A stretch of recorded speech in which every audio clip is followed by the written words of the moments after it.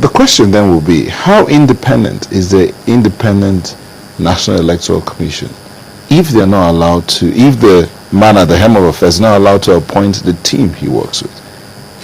This is the constitution we have. We don't want to go into the amendment of the constitution. This is what we have today. That the constitution says the president will appoint. And the irony of the other thing, some of us, if you look at the reports we wrote in 2003, in an election, I said there in that report that there is nothing that should make the president appoint the resident electoral commissioner, particularly when it's not going to be approved by anybody. It's only removal that you now need Senate to look at. Again, what is the yardstick of the appointment of the resident electoral commissioner? Is it simply because the person is a professor? Is it simply because maybe the person read political science? We need to look at the competence. We need to look at what can the person do. Where has he managed? Did he manage well?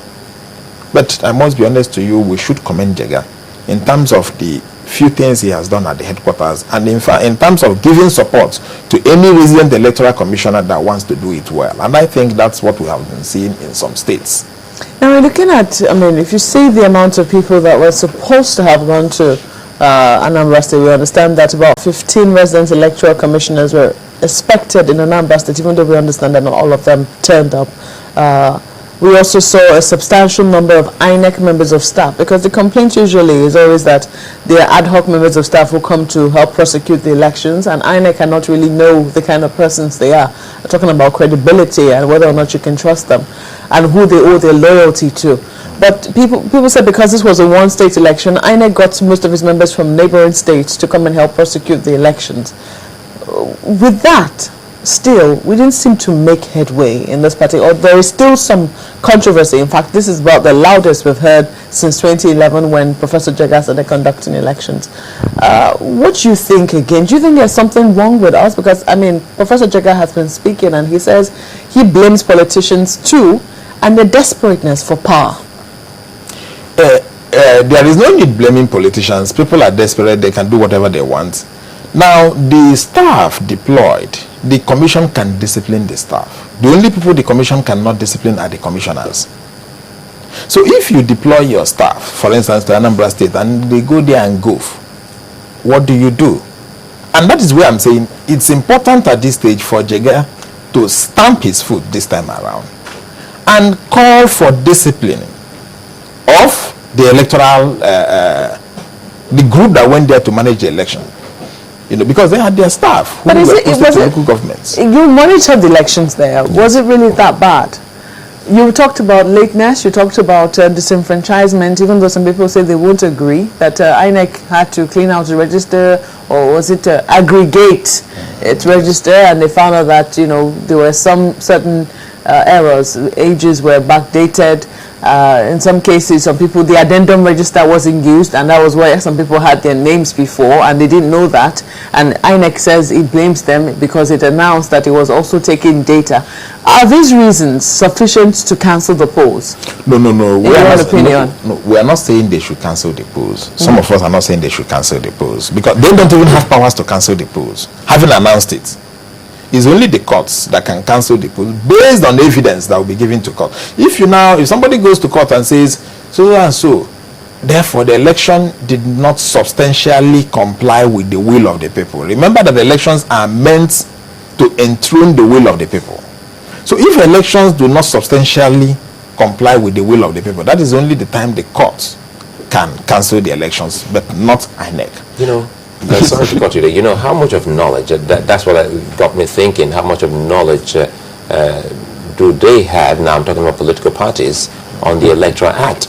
Because one wonders why sometimes some of these things that are there in the Electoral Act, for instance, once elections results have been announced, you cannot, as a commission, cancel the elections.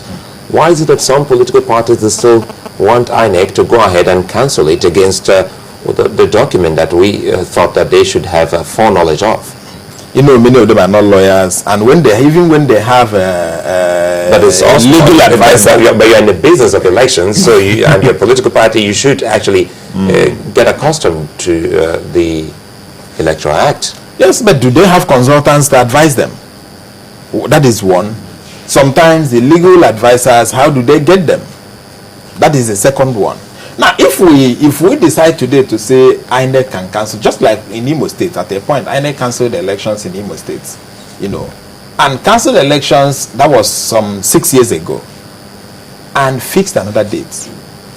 That matter went to court to challenge the rights of INEC to cancel that election. But unfortunately, the judiciary did not hear the man that went to court. He was shut out.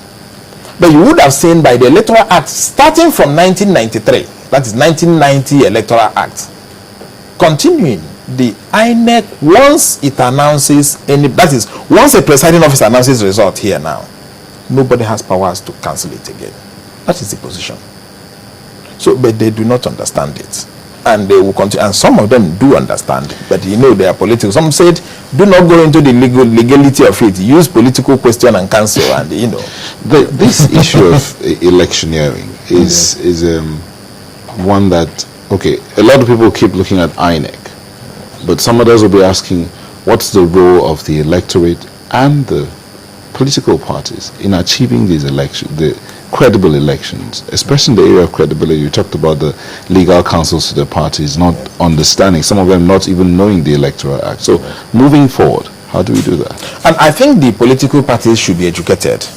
Take for instance, when they displayed, like some people that were disenfranchised said their names were on the board. Shortly before the elections, they pasted names. And people went there, they saw their names, they went home. On the day of the elections, they turned up, their names were not there on the register. Again, some people also came, they saw their pictures were on the register, like the information I got from them. Some people came, their pictures were on the register, but their names were not on the register. Some of them were not allowed to vote. Now, the political parties are supposed to be informed.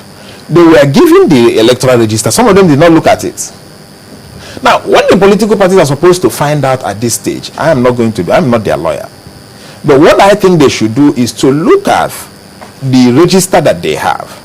The register, because the final register was supposed to be given to them by INEC. That is the register for the conduct of this election was supposed to be given to them by INEC before that elections. Now, and they confirmed that it was. Yes, and that it was. Those people that were disenfranchised, they are supposed to be members of the political parties or sympathizers of some of the political parties.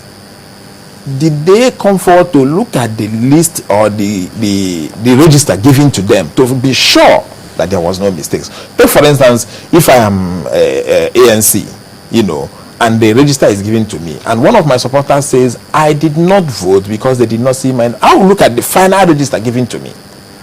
Now I will find out whether the person's name is there. If the person's name is not there, then it is my fault that I did not do what I was supposed to do. But they claim, because we had one of the the Director General of the political parties here, Director General of the campaign organization of one of the candidates. He says that 2 weeks before the elections, INEC did give them registers. They went through it. They were satisfied, and that everything was okay until about 2 days to the election, or a day. 2 days to the election, I believe, that INEC told them that there were errors, or there were some errors with the register that was given to them 2 weeks back, and that they've done the correction. It was just a correction in age, nothing more. But it turned out, they didn't bother to go through it again. They said they took INEC at its word and didn't bother to go through the one that was given to them 2 days to the elections. Now, they also claim that on that election day, it was seen that the register that INEC finally used and the one that they were holding, or the one that they had, were totally different registers. Is it the last one that was given to them that was in terms? Because the question is, let them look at the register. If they were given registers maybe 2 days to the time, they should look at it, compare it with what was given to them before. It's very important. Do you think that they have to do this before the supplementary polls, or should they be doing this after the supplementary polls have been done and maybe they've lost or they've won? Which one? No, at all times, even from that day till date, they are supposed to look at these issues. They're supposed to look at the register, compare it with what they have. They're supposed to find out what are the problems, because it will even help some of them in their election petitions to find out where. There are some election petitions in this particular matter. Oh, certainly there will be. There's no way, I mean, anybody would normally want to, any person that loses election would normally want to go and test whatever he's saying in the courts. Yesterday. Sorry, but I was thinking that we had talked about substantial compliance. And if we have 21 local governments in Anambra State, and the contest now is just with a local government, will likely see less litigations. In Nigeria, you know, with the noise we are hearing about the elections, we can't say that there won't be much litigations. Take, for instance, the PDP candidate said he didn't vote, and some of his supporters didn't vote. It's an issue. You know, did he look at the electoral register that was given to the last electoral register to find out why his name, or whether his name was there? If, for instance, his name was there in the last one given, if there was any last one given to them, and his name is seen to be there, and finally his name is not in the final register brought. But by and large, INEC should investigate what really happened. INEC owes us a duty. Was it sabotage? Was it technical errors? And to what extent? And in which words? In which local government did these technical errors occur? Some people are saying, just a moment, yes. Some people are saying that this problem should be sorted out politically and it shouldn't get to the courts, because there are already fears that this election might leave Anambra State even more divided than, before the elections. Anambra State people I know, after the elections, they are going to necessarily forget most of these things. The political gladiators will continue their contest. From all indications, the three candidates would have been acceptable to Anambra State people. You know, that's the three frontliners would have been acceptable to Anambra State people. The problem would have been if you had gone down to pick somebody who never at any time attempted elections or who never did anything. So, but more, what is important at this stage, in our view, is that Nigerians, not just Anambra people, Nigerians are entitled to know what happened, for purposes of forestalling such in the future, and for purposes of credibility in the Electoral Commission. That is, I think, more important. So whether there is going to be court cases, I'm not going to advocate for them to go to courts. Yes, it's good. There are many avenues to resolve election issues. There can be political way of resolving it. That's what will be very commendable. Yes, we agree. Well, you said something about appointment, and someone actually want clarification on that. You were talking about the powers of the chairman of the commission to appoint or not to appoint. Did you say he has no power to appoint anyone? The chairman of the commission do not have powers to appoint a resident electoral commissioner. That is one. Now, there are staff of the commission. The commission employs its staff. The commission employs other staff aside from the resident electoral commissioner. Now, in the management of election body, remember that the electoral commission, that is the commission itself, can suspend a resident electoral commissioner or move the resident electoral commissioner away from from state A to state B. These are the powers he has. And then his staff, it can also discipline, including dismissing his staff. But remember that resident electoral commissioner or any of the commissioners or the chairman for that matter are not part of the staff that the commission can discipline, or rather are not part of the staff that the commission can dismiss. So all those appointed by the government, Jaga also has some national commissioners with him, and the resident electoral commissioners, he has no powers to dismiss them, but he can actually transfer. Yes, he has no powers to dismiss them, but he can transfer them. So if the candidate's complaints, as one of the complaints is that, the resident electoral commissioner in Anambra State should be moved, he has that power. Of course, he has that power to move the resident, and that was why he had powers to say he was moving in 14 resident electoral commissioners to the states to help in the election management of the states. Do you think, looking forward, I mean, what we're looking at, or what most likely might happen, we don't know, but INEC seems to be saying it's going to go ahead with the supplementary polls. What are you looking to see before the conduct of those polls, at least on the part of INEC? I'm looking to see more credible elections in those areas. Yes, I think this time, especially because of the outcry, they may now think, what do we do? Let's make sure things go well. What do you think they should do? What I think they should do is, before they conduct elections in those areas, let them call the political parties, agree. They look at the voters register. Here, if we're to go by the headline, Yes. They say INEC meeting others over Anambra poll. Yes. So they're already doing that. What else would you like to see? They're doing it, and it's also for the candidates to be able to raise issues of their concern.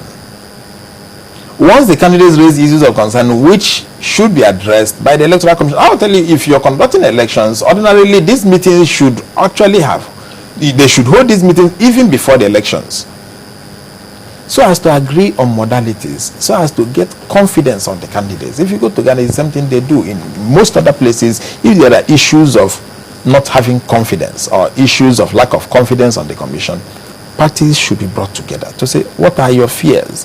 You allay their fears, provided they are legal, provided they are legitimate. So when you allay those fears, credibility is restored. Well, Chukwuma Ezeala, a legal practitioner, many thanks for coming on Sunrise Daily today.